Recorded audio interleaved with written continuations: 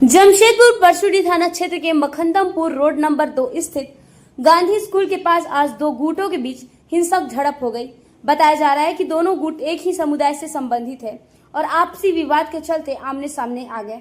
घटना का पूरा वीडियो पास के सीसीटीवी कैमरे में कैद हो गया है। जानकारी के अनुसार विवाद की जड़ कुछ दिन पहले हुए झगड़े से जुड़ी है। बताया जा रहा है कि विदेश भेजने वाले ऑफिस आइकॉनिक के संचालक शकील उर्फ पियाजू और हसन कुरैशी के समर्थकों के बीच पहले भी मारपीट हो चुकी थी।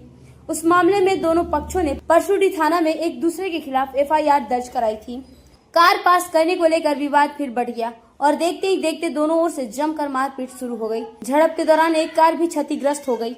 इस घटना में स्थानीय झामुमो नेता मनोहर हुसैन के पुत्र को सिर में गंभीर चोट आई है।